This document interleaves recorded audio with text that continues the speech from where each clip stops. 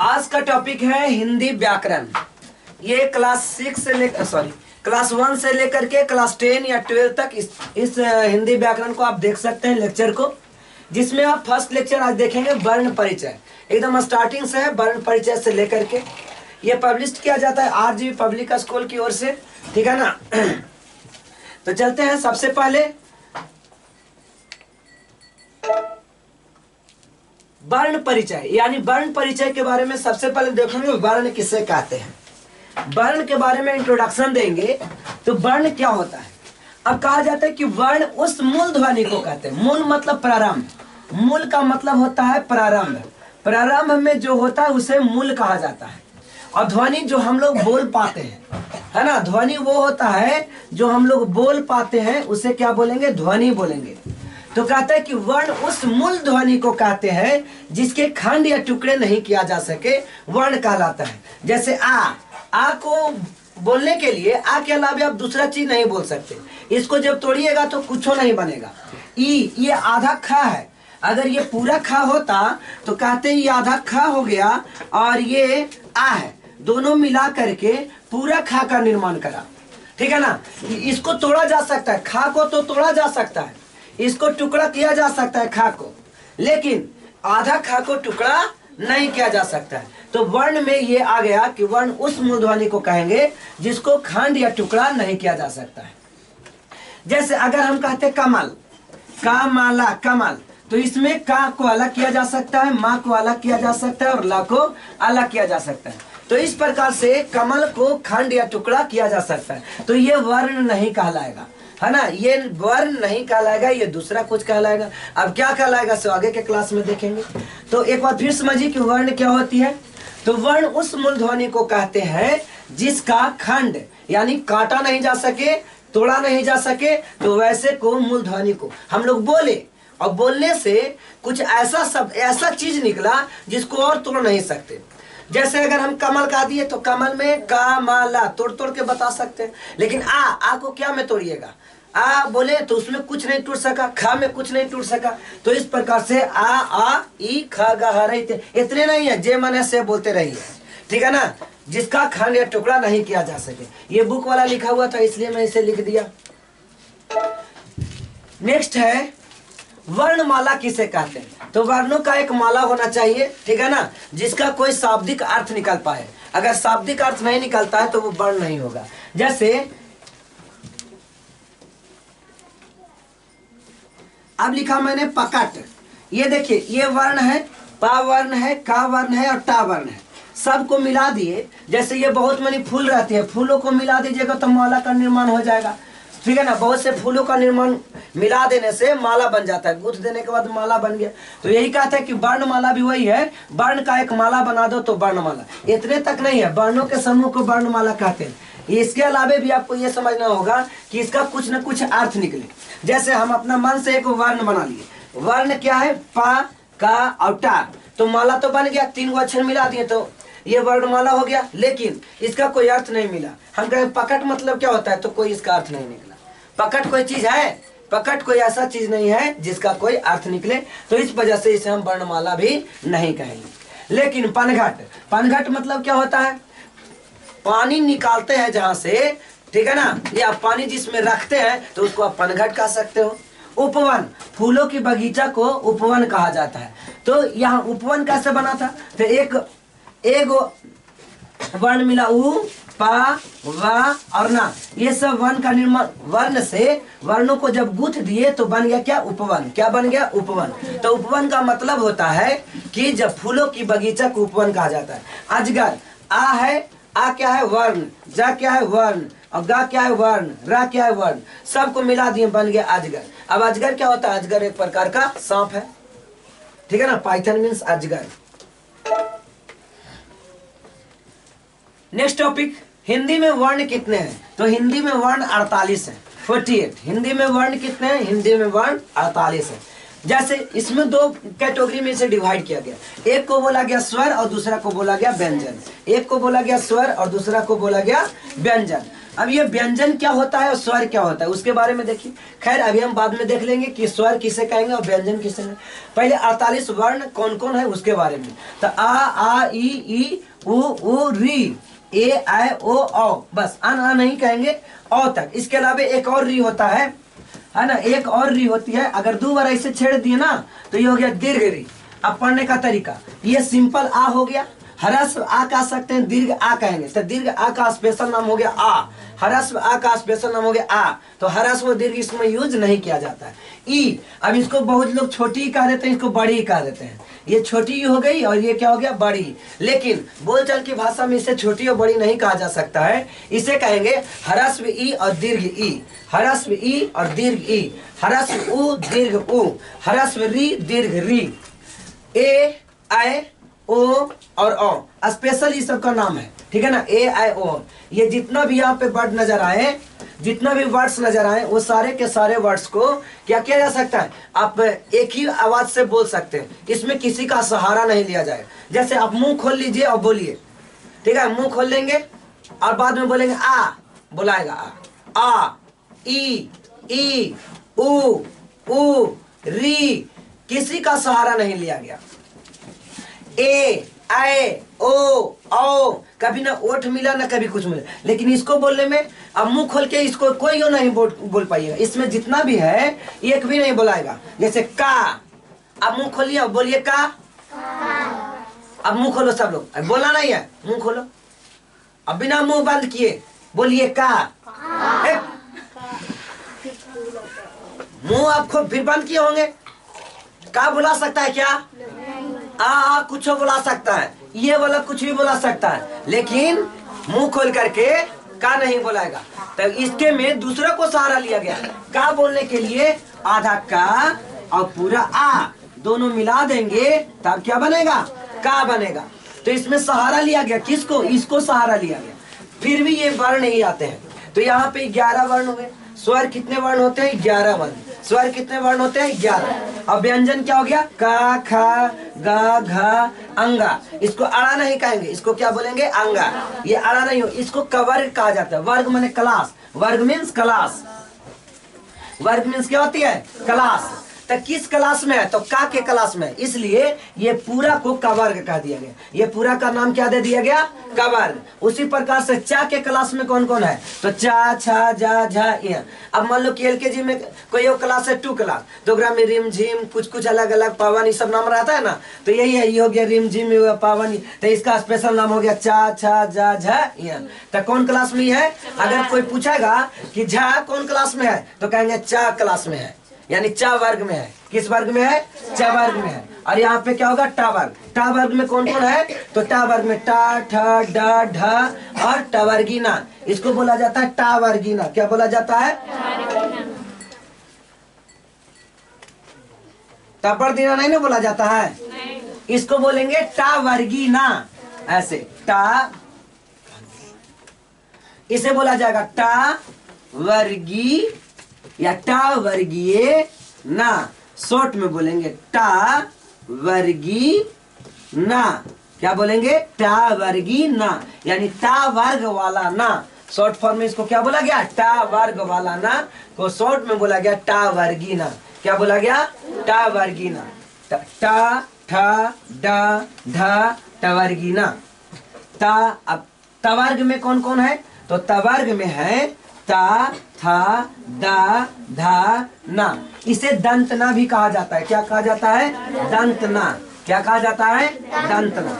याद रखिएगा, ये वाला ना को कहा दिया गया टवर्गीना और ये वाला ना को कहा दिया गया दंतना। ये वाला ना को क्या कहा दिया गया? दंतना। ठीक है ना। तो इसको क्या कहा दिया गया? दंतना। और इसे क्या कहा दिया गया?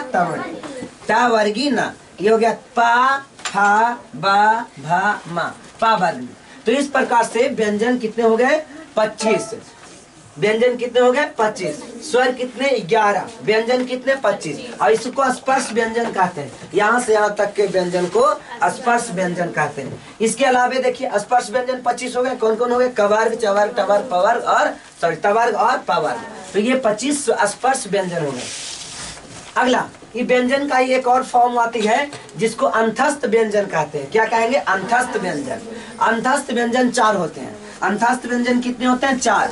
या, र, ला, वा, ये अंतस्थ व्यंजन कहलाया। क्या कहलाया? अंतस्थ व्यंजन। ये कितने होते हैं? 4। उसके बाद उष्ण व्यंजन। उष्ण, उष्ण नहीं, उष्ण, उसमें व्यंजन कितने होते हैं? तो तलाब सा, मूर्धन सा, दंत सा, हा। तलाब सा, मूर्धन सा, दंत सा, हा। इसको क्या कहा दिया गया? उष्ण व्यंजन। उष्ण व्यंजन। उष्ण व्यंजन कितने होते हैं? 4। अंतस्थ व्यंजन कितने होते हैं? 4। स्पर्श व्यंजन कितने होते हैं? 25। स्वर वर्ण कितने होते हैं? 11। और यहाँ पे 2 गो ऐसा और आ गई, ये कहीं भी कखरा में नहीं मिलता है, लेकिन यूज बहुत ज्यादा होता है ना। जैसे लिखना होता है पहाड़, पा, हा, अड़ा, पहाड़। अब ये होता है पहाड़, तो ये डा, जो टा, टा, ठा, डा, ढा और टवर्गिना, ये इतना लिखा गया था टवर्ग में। तो टवर्ग के नीचे अगर 2 गो में बिंदु दे दिया जाए, डा के नीचे और यहाँ पे ढा के नीचे, तो यही दोनों अक्षर का नाम बदल जाता है और इसको कहते हैं अड़ा। क्या बोलेंगे? अड़ा।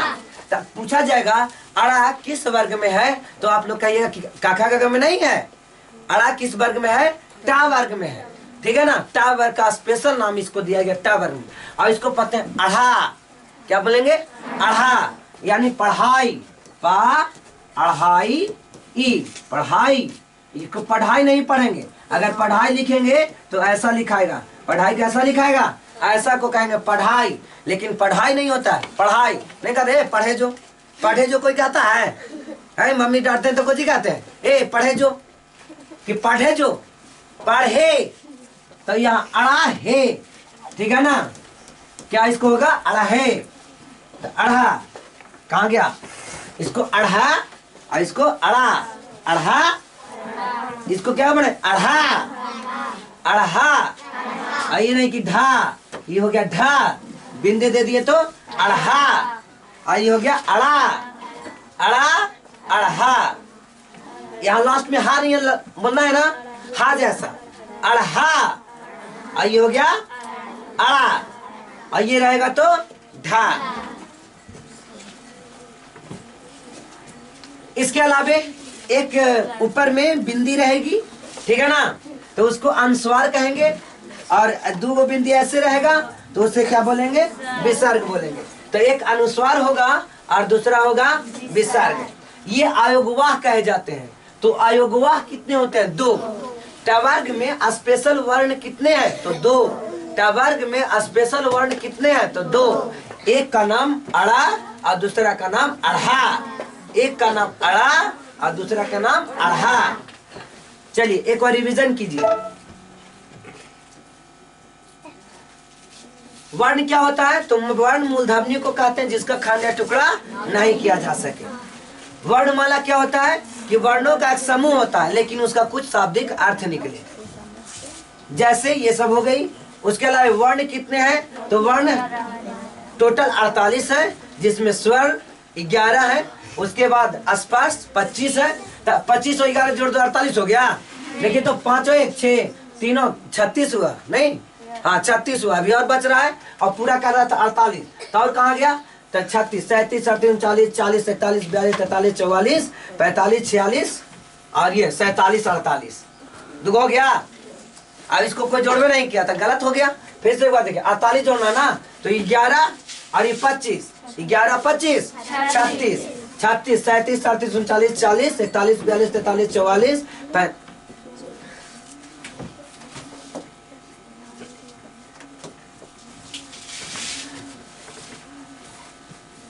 45 आ गया था। 46, 47, 49 हो गया। 36, 37, 38, 39, 40, 41, 42, 43, 44, 45, 46, 47 और ये 48।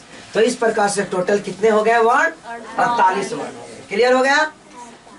तो ये हो गया था स्वर वर्ण।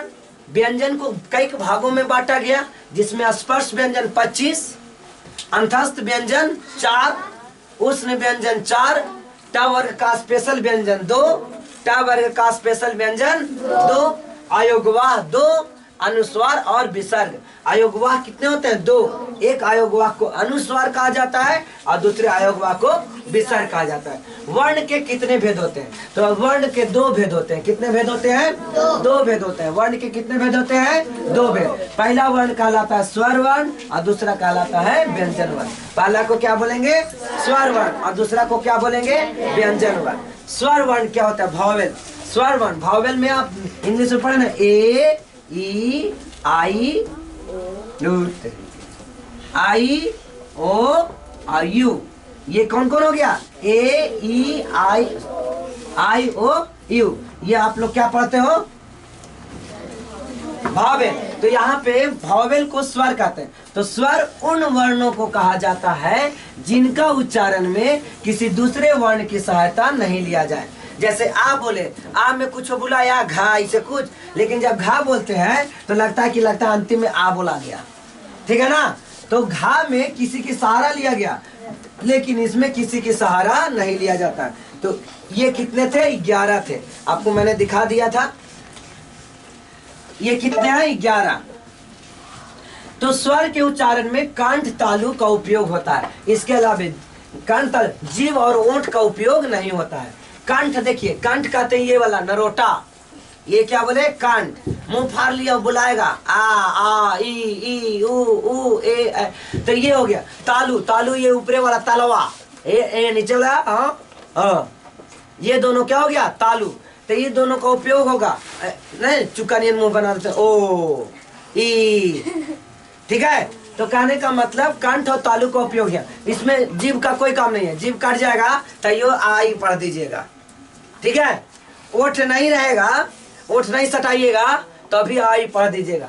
तो इसमें क्वेश्चन आएगा कि स्वर के उच्चारण में किसकी सहायता ली जाती है? तो कंठ और तालु की सहायता। किसकी सहायता नहीं ली जाती है? किसका उपयोग नहीं होता है? तो क्या बोलेंगे? जीभ और ओठ का उपयोग नहीं होगा।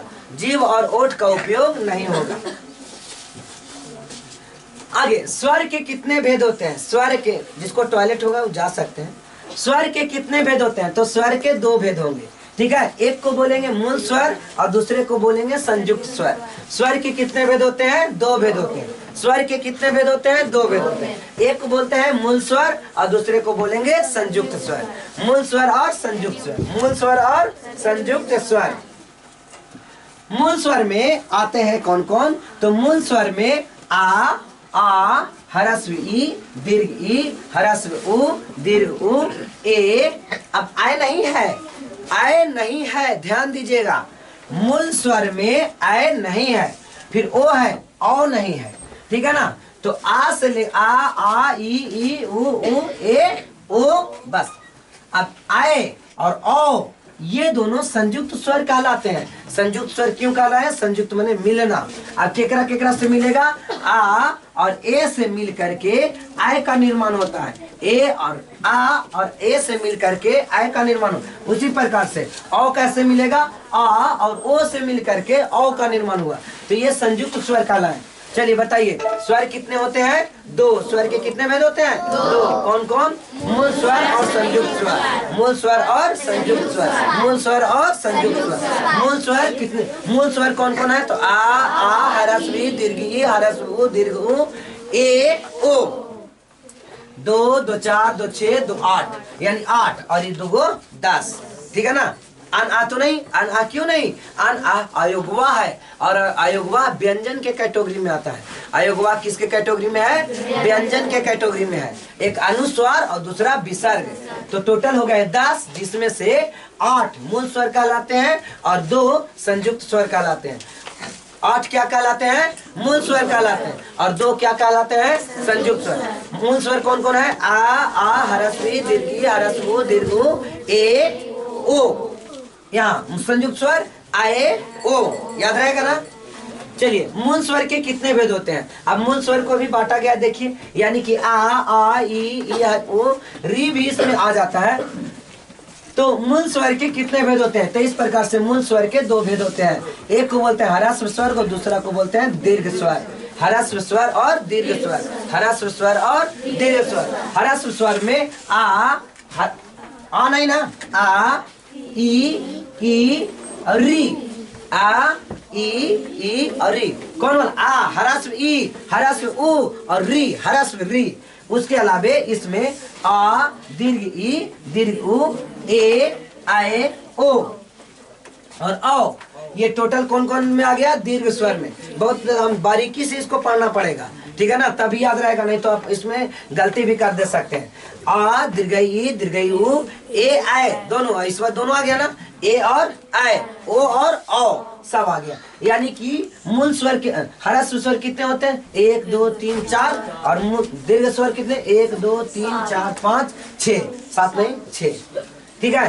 तो कहता 7 है, तो इनके उच्चारण में कम स्वर समय लगता है। हरस्व बोलना है तो तुरंत बोलिए, और दीर्घ बोलना है तो थोड़ा देरी तक बोलिए, दोगुना समय लीजिए। तो दीर्घ स्वर के उच्चारण में दुगना स्वर से दुगना लगता है, यानी हरस्व से दुगना समय लगाना है आपको दीर्घ में। जैसे एक देखिए ईख, और एक और क्या होता है? इमली। ईख में दीर्घाई होता है और ई में हरस्व, ठीक है ना। तो ईख कैसे बोलेंगे? ईखा, ईख, यहाँ देरी से बोलेंगे ईख, समय लेना है ज्यादा ई पर, तब हो गया दीर्घई। और हरस्व भी बोलना है तो इमली, और यह दीर्घ रहता तब इमली। बोलते क्या? इमली, इमली, और हरस्व है इसलिए बोल दिए इमली। दोनों के बोल में समझ में आ रहा ना? तो हरस्व कब बनेगा, दीर्घ कब बनेगा, ये आपको समझ में आया? हरस्व होता है जिसके उच्चारण में कम समय लगे उसे हरस्व कहते हैं, और जिसके उच्चारण में हरस्व से दुगना समय लगे उसे दीर्घ कहते हैं। उसे क्या बोलेंगे? दीर्घ कहेंगे। अब व्यंजन वर्ण यानी कॉन्सोनेंट्स। कॉन्सोनेंट क्या होता है? तो व्यंजन उन वर्णों को कहा जाता है जिनके उच्चारण में स्वर वर्णों की सहायता लिया जाए। जैसे अभी कहते का, का में लगा था कि आधा का है और पूरा आ है, दोनों मिला दिए तो बन गया क्या? का। तो इसलिए दूसरी की सहायता ली गई। तो ये कितने थे? तो बहुत मनी था, 11 को छोड़ दिए, सब यही था, जिसमें से अलग अलग इसको कैटेगरी में बांटा गया। और उस कैटेगरी का नाम सबसे पहले क्या? स्पर्श व्यंजन। स्पर्श व्यंजन। तो व्यंजन उन वर्णों को कहते हैं जिसके उच्चारण में दूसरे वर्णों यानी कि स्वर वर्णों की सहायता लिया जाए, उसे व्यंजन कहते हैं। जैसे का, ख, ग, च, छ, ये सब क्या हो गया? स्वर वर्ण, सॉरी व्यंजन वर्ण। व्यंजन वर्ण के कितने भेद होते हैं? तो व्यंजन वर्ण के 3 भेद होते हैं। कितने भेद होते हैं? 3 भेद होते हैं। एक कहलाता है स्पर्श व्यंजन, दूसरा अंतस्थ व्यंजन और तीसरा ऊष्म व्यंजन। स्पर्श, अंतस्थ, ऊष्म। स्पर्श, अंतस्थ, ऊष्म। स्पर्श, अंतस्थ, ऊष्म। स्पर्श, अंतस्थ, ऊष्म। बात नहीं, डोंट टॉक।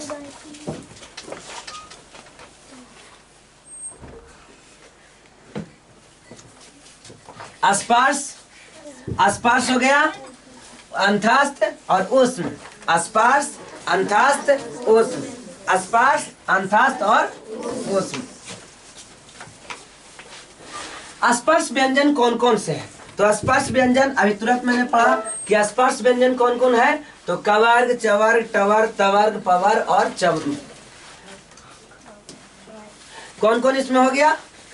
कवर्ग, चवर्ग, टवर्ग, तवर्ग और पवर्ग, ये सभी स्पर्श व्यंजन है। ये पांचों क्या है? स्पर्श। तो 5 5 25। स्पर्श व्यंजनों की संख्या कितनी है? 25, 25। स्पर्श व्यंजनों की संख्या कितनी है? 25। अगला अंतस्थ व्यंजन। तो अंतस्थ व्यंजन 4 है, या, रा, ला, वा। ये क्या हो गया? अंतस्थ व्यंजन। अंतस्थ व्यंजन कितने हैं? 4। उस व्यंजन, टाइम हो गया। उस व्यंजन कितने हैं? तो ये भी 4। तलाबसा, मूर्धन्सा, दंसा, हा, ये क्या है? उष्म व्यंजन।